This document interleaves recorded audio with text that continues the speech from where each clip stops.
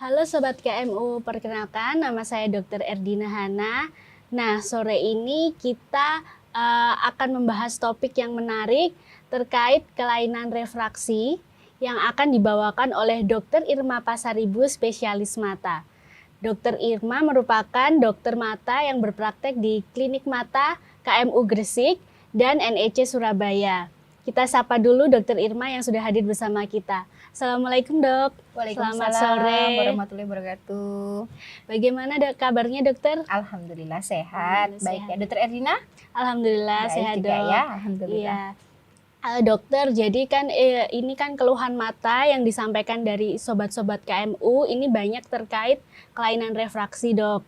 Jadi pada sore hari ini kita akan mengupas tuntas terkait kelainan refraksi yang akan dibawakan oleh dokter. Sebelumnya saya ucapkan terima kasih ya dok ya atas Sama-sama. kehadirannya.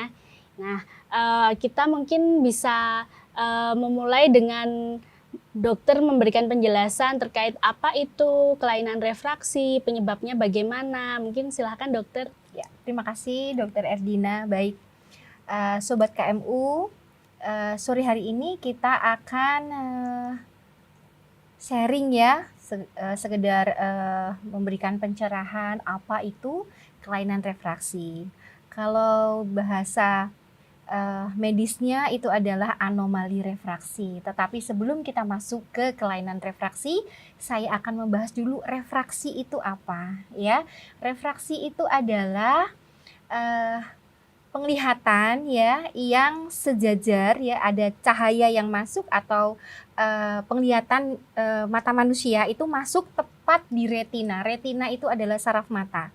Jadi sumbu bola mata, maksudnya panjang bola mata itu ideal. Jadi apa yang kita lihat langsung terlihat jelas. Itu kita sebut refraksi. Nah, untuk mengukur apakah refraksi kita itu ada kelainan atau tidak, nah itu kita ukur dengan pemeriksaan refraksi ya. Kalau orang awam bilang itu adalah pemeriksaan kacamata, ya itu adalah pemeriksaan refraksi ya sebetulnya. Jadi kita akan mengetahui apakah penglihatan kita, tajam penglihatan kita itu kurang ya dibandingkan dengan orang normal ya. Dengan jarak tertentu ya, biasanya kita pakai ukuran 5 meter atau 6 meter untuk mengukur. Nah, pada kelainan refraksi ini biasanya bola mata orang tersebut atau pasien tersebut itu terlalu panjang sehingga sinar yang jatuh tidak tepat pada saraf mata, tidak tepat pada retina ya, atau saraf matanya terlalu kecil.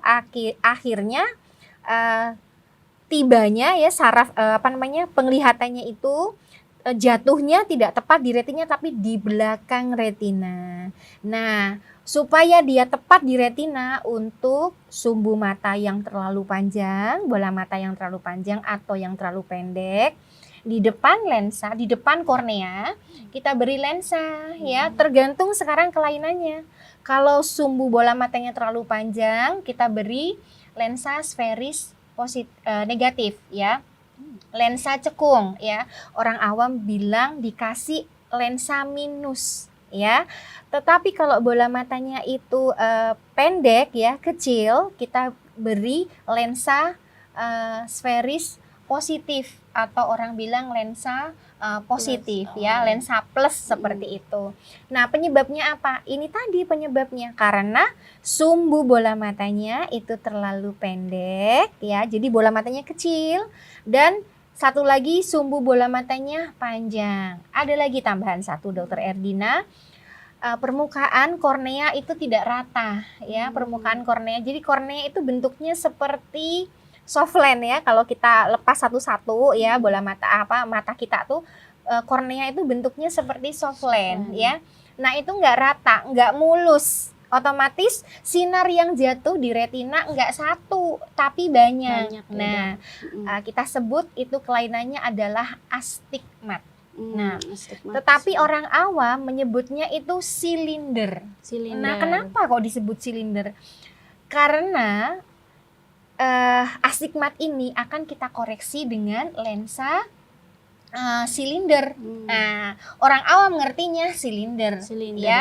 Dipikir silinder itu parah. Hmm. Padahal bukan, Dokter Erdina. Silinder itu adalah salah satu model lensa yang akan kita pasang. Jadi lensa itu ada sferis, bisa positif atau negatif. Kemudian ada yang silinder. Seperti itu. Itu semua bisa mengkoreksi untuk penglihatan kita. Nah, ini yang kita bicarakan tadi ini untuk lihat jauh ya, Dokter Erdina. Otomatis kalau misalnya sinar jatuh tidak tepat di saraf mata, tidak tepat di retina, penglihatan kita jadi buram. Nah, itulah gejalanya. Salah satunya adalah buram, ya. Kadang-kadang kita ngelihat jauh itu harus dengan begini, memicingkan mata, ya, satu. Yang kedua, kita bisa maju. Kita bisa maju ke objek, ya. Itu terjadi pada anak-anak usia sekolah. Dia selalu maju ke dekat papan tulis, atau dia tanya ke temennya, itu tulisannya apa? Nah, seperti itu, ya. Itu adalah buram, ya. Yang ketiga, bisa pusing, Dokter Erdina, ya. Karena apa? Harusnya pada saat kita melihat jauh itu tanpa akomodasi, artinya rileks, benar-benar rileks, tanpa kita paksa, ya. Tanpa kita paksa. Kalau kita tidak kelihatan, artinya kita memaksa diri kita, mata kita itu untuk berakomodasi. Nah, itu cepat lelah. Cepat lelah ya, Dok, ya. Satu, cepat lelah. Dua, pusing, ya. Jadi akhirnya keluhan itu akan muncul terus menerus. Kadang-kadang sampai ada yang naik turun tangga itu sering terjungkal, ya. Nah, itu karena fokusnya nggak sesuai, ya. Dipikir sudah nyampe, ternyata belum. Biasanya itu pada orang-orang yang astigmat, ya. Apalagi kelainannya bisa salah satu matanya ukurannya lebih besar dibandingkan mata sebelah, ya. Itu sudah terjadi komplikasi, Dokter Erdina.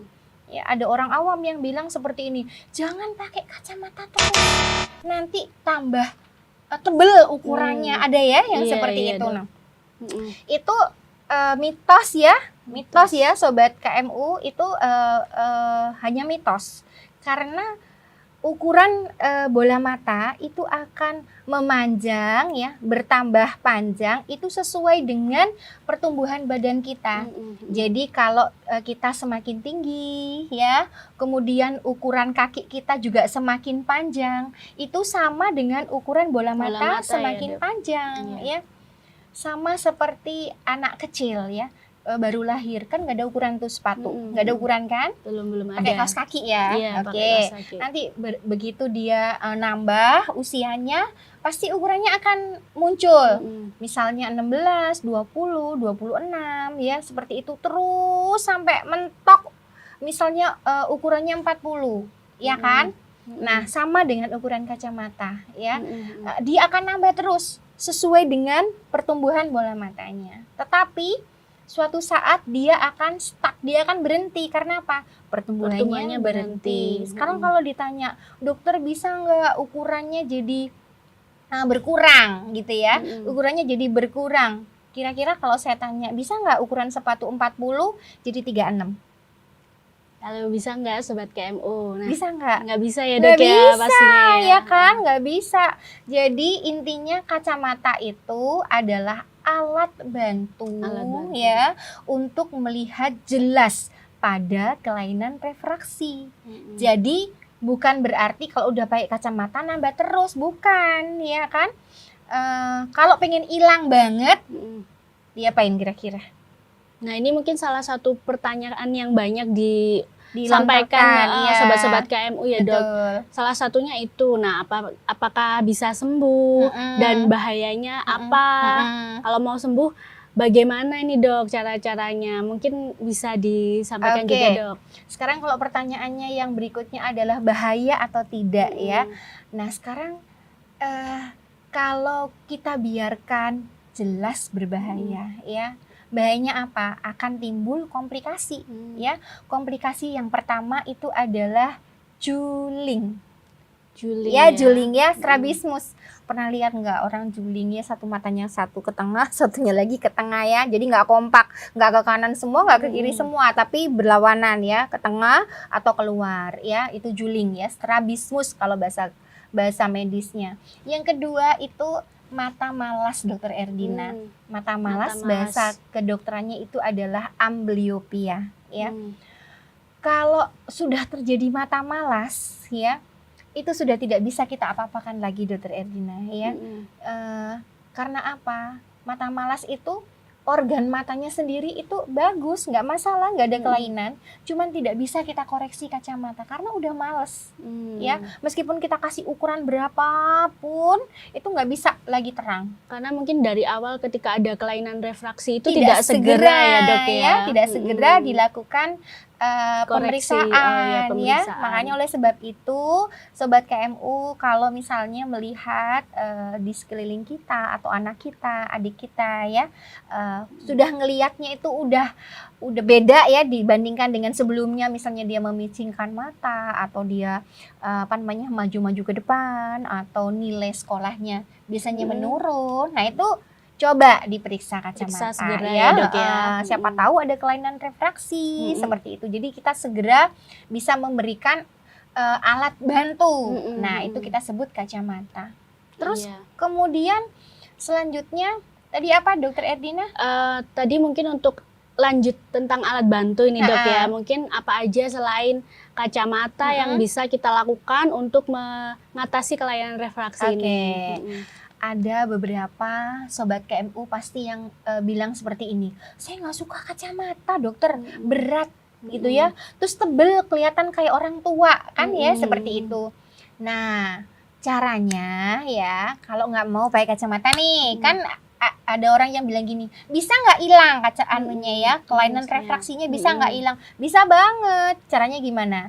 Dengan lasik, dioperasi ya, untuk menghilangkan kelainan kacamata, kelainan refraksi ya, kelainan perkacamataan, itu kita menghilangkannya dengan lasik ya.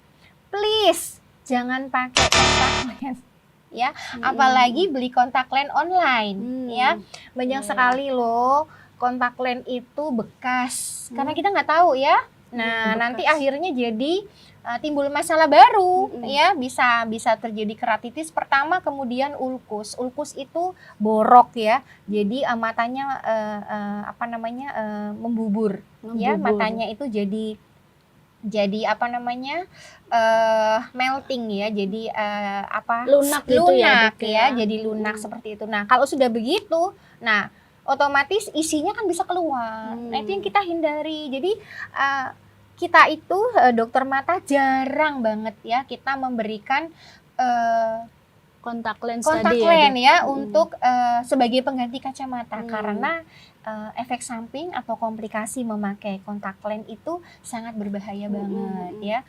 Nah, kita anjurkan Sobat KMU, kalau memang bener-bener nggak mau pakai kacamata nih, gimana? Ya udah dilasik aja ya, bener-bener nanti jadi hilang. Nah, tapi sebelum dilasik kita harus melakukan serangkaian pemeriksaan. Apakah Sobat KMU ini layak ya bisa kita lakukan lasik ya. Jadi kita screening awal dulu ya. Kalau sudah kita screening awal hasilnya baik, nah jadi baru kita lanjutkan dengan lasik seperti itu, Dokter Erdina. Baik, jadi dari yang disampaikan Dokter Irma tadi Dok, lebih direkomendasikan penggunaan kacamata ya Dok, meskipun lensa kontak itu juga bisa mengatasi kelainan refraksi. Betul. Namun sebaiknya tetap atas saran dari dokter mata ya Dok ya. Selain kacamata dan kontak lens, ada lasik tadi ya Dok ya. Iya betul. Sebaiknya tetap sobat-sobat KMU ini periksa dulu ya. Iya betul. Bisa dilasik atau tidak. Iya, jadi gitu. Bukan seperti nonton bioskop ya, Dokter Erdina datang terus mau langsung nonton gitu ya. Nggak bisa, datang mau langsung lasik gitu nggak bisa. Jadi tetap harus ada syarat-syarat tertentu. Nah, itu gunanya apa? Ya, kita sebut itu prelasik ya. Itu screening awal ya. Gunanya apa? Kita bisa mengetahui seberapa amankah prosedur lasik ini dikerjakan untuk sobat KMU ya. Jadi kalau misalnya waduh nggak aman nih, korneanya tidak mencukupi ketebalannya atau saraf matanya ada masalah. Nah, itu bisa kita beritahukan lebih awal. Jadi bukan langsung kita kerjakan seperti itu, Dokter Erdina gitu. Ya, Dok. Mungkin dari pertanyaan sobat-sobat KMU juga nih, Dok. Lasik itu kan termasuk dalam tanda kutip operasi ya, Dok ya. Nah, ini kan ada beberapa sobat KMU yang mungkin khawatir. Nah, ini sakit nggak sih, Dok, lasik itu? Mungkin bisa dijelaskan oleh dokter juga. Ya, baik. Saya akan jelaskan ya, Dokter Erdina. Jadi untuk semua tindakan operasi itu pasti mengandung sakit, ya kan? Ya, mengandung sakit. Tetapi ya, kita menghilangkan rasa sakit itu di awal sebelum operasi. Itu yang kita sebut dengan anestesi atau bius. Kalau di mata, biusnya itu lokal dengan tetes ya, tidak disuntik. Yang tidak disuntik sama sekali ya, tidak disuntik. Ini perlu digarisbawahi. Nggak perlu khawatir ya, nggak perlu khawatir ya, disuntik. Nah, sama seperti kalau kita sakit gigi atau gigi kita mau dicabut. Kalau kita langsung dicabut pasti kesakitan kan. Nah, otomatis kita akan dibius dulu. Sama dengan tindakan ini, kita akan bius dengan tetes ya. Setelah tindakan tetes, selama prosedur lasik itu tidak akan terasa lagi.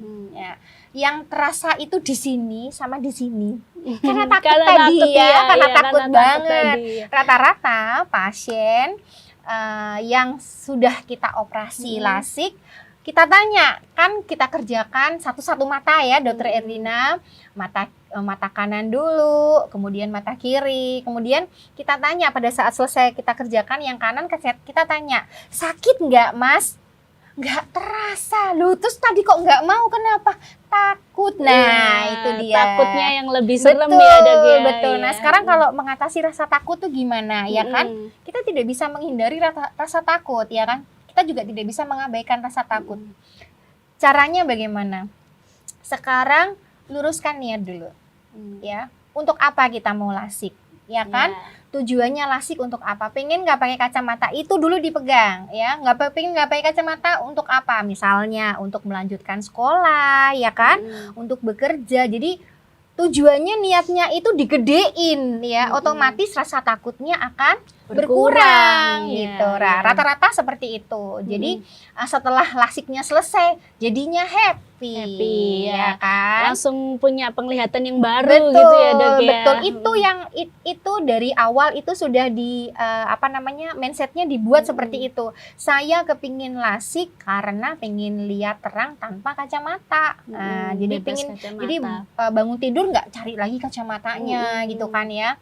Bisa lihat cowok ganteng kan, bisa lihat uang. Bonusnya gitu. Plus-plusnya banyak ya, Dok ya. Itu dia, ya kan. Iya. Mungkin gini, Dok, itu kan kalau lasik kan, kalau yang saya tahu, Dok, itu kan bisa dilakukan kalau untuk usia di atas 18 tahun. Di mana pertumbuhan tadi diharapkan udah berhenti progresivitas minusnya juga berhenti.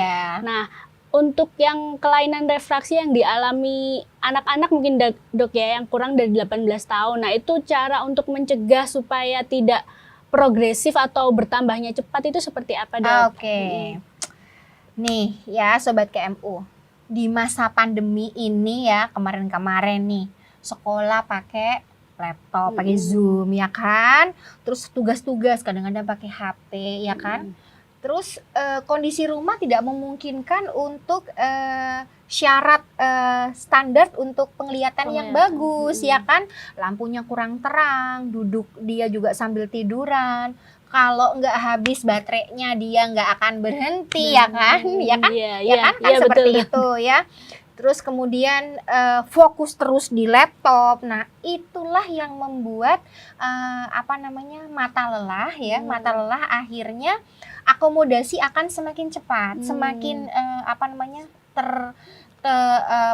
menumpuk ya. Akomodasinya menumpuk lah. Akhirnya itu akan memaksa mata untuk melihat lebih terforsir lagi. Akibatnya apa?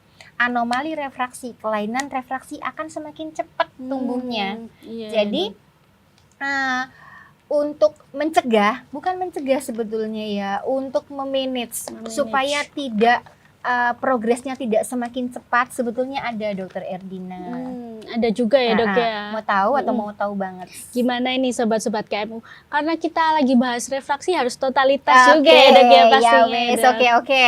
Jadi caranya gimana? 20 Dokter Erdina. 20. Artinya apa? Jadi 20 itu artinya setiap 20 menit di depan gadget, biar itu laptop, PC atau handphone ya, ataupun membaca, berhenti 20 detik. Ya, 20 ya. 20-nya lagi yang terakhir apa? 20 feet. 20 feet itu sama dengan 6 meter. 6 meter. Jadi jaraknya untuk melihat itu 6 meter. Jadi 20 menit berhenti 20 detik untuk melihat jauh 6 meter. Jadi bukan berarti seperti ini, lihat laptop, habis itu berhenti 20 menit, kemudian 20 detik baca atau main HP, nonton TV, bukan. Jadi berhentinya untuk melihat jauh 20 feet atau itu setara dengan 6 meter begitu. Jadi itu yang akan bukan mencegah sampai nggak nambah lagi ya, bukan. Tapi itu memperlambat progresivitas dari kelainan refraksi tersebut seperti itu. Baik dok, ini udah banyak banget ya dok ya, tadi sudah sangat lengkap yang disampaikan oleh Dokter Irma sore hari ini tentang kelainan refraksi. Teman-teman sobat KMU semua bisa diingat-ingat tadi tips-tips yang 20-20 itu salah satunya supaya progresivitas minusnya tadi tidak berlanjut. Nah, ada lagi dok terkait mitos-mitos dari refraksi ini. Nah, kalau misalkan banyak makan wortel atau seperti apa, apakah bisa itu dok mengurangi minusnya? Oke. Ini pertanyaannya saya tunggu-tunggu nih ya. Soalnya kan sering banget itu ya. Sobat KMU tanya, pasien tanya itu seperti itu. Ada yang makan wortel, ada yang minum jus tomat, ya kan? Ada yang macam-macam deh pokoknya ya. Nah sekarang saya tanya ya, kira-kira nih kalau bola matanya sudah panjang, ya minum jus wortel atau tomat, kira-kira dia bisa kecil lagi nggak? Nah, gimana? Ayo. Atau saya analogikan, saya ibaratkan ya, kakinya yang sudah nomor 40 kakinya, ya sepatunya sudah nomor 40. Terus dikompres supaya jadi mengkeret gitu, supaya kakinya jadi 38 gitu, bisa nggak kira-kira? Nggak bisa tadi ya dok ya, nggak bisa dong ya. Saran saya kalau misalnya seperti itu, jangan memilih-milih sayur atau buah. Semua sayur baik. Semuanya baik ya. Semua buah baik. Ya, banyak sayur, banyak buah. Kenapa? Karena sayur dan buah itu dia akan membantu makula, ya ada sel-sel kerucut di situ yang akan membuat warna di dunia ini semakin indah. Nah, jadi warnanya itu semakin bright kalau kita banyak makan sayur dan buah. Tetapi sayur dan buah itu tidak menjadikan ukuran kacamata kita jadi berkurang seperti itu. Ya, itu hanya mitos ya sobat KMU. Mitos ya sobat KMU ya. Jadi perlu diingat-ingat juga bahwa tidak ada sayur atau buah yang khusus, semuanya memang baik ya dok. Betul. Ya untuk makula tadi ya dok ya. Betul. Kemudian untuk obat-obatan dok, penggunaan obat-obatan tetes itu apa ada juga dok yang bisa mengurangi minus dok? Nah, kembali lagi, tadi kan buah sama sayur, nih sekarang obat tetes nih, kira-kira kalau ditetesin, bola matanya tambah kecil nggak? Nah sama jawabannya ya nggak bisa sama, ya dok ya. Kakinya juga sama, ditetes-tetesin gitu, misalnya pakai ramuan apa gitu, bisa nggak kakinya tambah kecil lagi? Nggak bisa kan ya? Nggak bisa. Jadi tetap nggak bisa ya. Apalagi ditambah, ini satu lagi yang saya lupa, apalagi ditambah orang tua yang memakai kacamata. Jadi dia punya bawaan, dia punya bakat dari orang tuanya. Resikonya lebih tinggi ya dok ya. Betul. Jadi misalnya gini, saya ibaratkan seperti ini ya, saya analogikan. Misalnya seorang bapak keriting, oke, ibunya rambutnya lurus. anaknya kemungkinannya kan berarti 2 ya, 3 malahan. Bisa lurus, bisa keriting, bisa Atau ngombak, ya ngombak, kan? ya. Nah, sama dengan kelainan refraksi, ya. Misalnya ibunya tidak pakai kacamata, bapaknya pakai kacamata. Kemungkinan anaknya ada yang satu normal seperti ibunya, ada yang pakai kacamata seperti bapaknya, ada yang mix seperti itu. Ya, jadi itu bawaan ya. Jadi saya analogikan seperti itu. Jadi memang bentuk bola mata itu bawaan dari orang tuanya gitu. Iya ya. Meskipun tidak diturunkan, Langsung. tapi resikonya tadi ya dok Betul, ya. Jadi tetap betul. mungkin kalau kedua orang tuanya memiliki kelainan refraksi, anaknya harus lebih besar dan segera di screening betul, pastinya ya dok ya. Betul. Iya, baik. Ya. Jadi untuk anak-anak yang usia preschool ya, TK seperti itu, kalau sudah ada kelainan karena pas pandemi ini banyak banget loh anak-anak yang TK itu yang sudah mengalami kelainan refraksi. Jadi kalau saran saya sobat KMU usia 6 tahun, 7 tahun, usia 8, 9 tahun coba di screening aja, datang dulu diperiksa kacamata ya, diperiksa penglihatannya maksudnya, tajam penglihatannya kita periksa. Kalau misalnya dia normal, alhamdulillah. Tapi kalau misalnya ada kelainan refraksi, kita akan segera memberikan ya, alat bantu berupa kacamata seperti itu Dokter Erdina. Karena umumnya anak-anak ini memang tidak akan mengeluh ya dok betul, ya. Dia nggak tahu nih penglihatannya ini buram atau enggak. Iya. Jadi dia pikir ini ya seperti ini, seperti itu. Tapi kita sebagai orang tua itu bisa melihat gejalanya yang saya bilang tadi ya, yang memicingkan mata, kemudian maju-maju ya. Kemudian tanya-tanya sama temennya. Kadang-kadang kalau orang tua tidak aware ya, itu yang memberikan info malah justru gurunya ya, gurunya dia akan bilang ke orang tua, bapak ibu coba mungkin ada gangguan di penglihatannya, bisa dikontrolkan ke dokter mata. Biasanya seperti itu Dokter Erdina. Baik. Tidak terasa dok ya, kita sudah banyak sekali membahas tentang kelainan refraksi, sudah dikupas tuntas sobat KMU sore hari ini oleh Dokter Irma. Terima kasih banyak ya dok. Sama-sama. Nah ini sebelum kita akhiri dok sesi kita, mungkin akan ada pesan atau closing statement untuk sobat-sobat KMU. Silakan dokter. Oke. Untuk sobat KMU,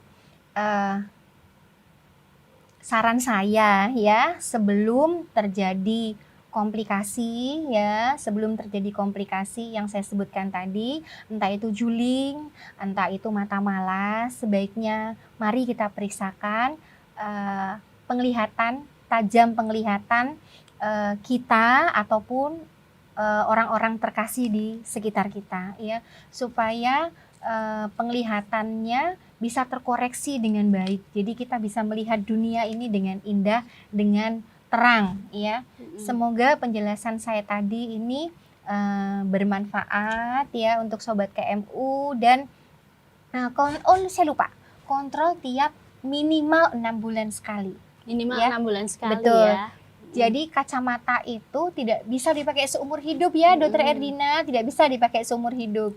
Jadi kita harus kontrol tiap 6 bulan. Apakah ukuran kacamatanya itu masih sama atau perlu diganti. Nah 6 bulan sekali secara rutin kita harus kontrol. Ya, gitu untuk ya.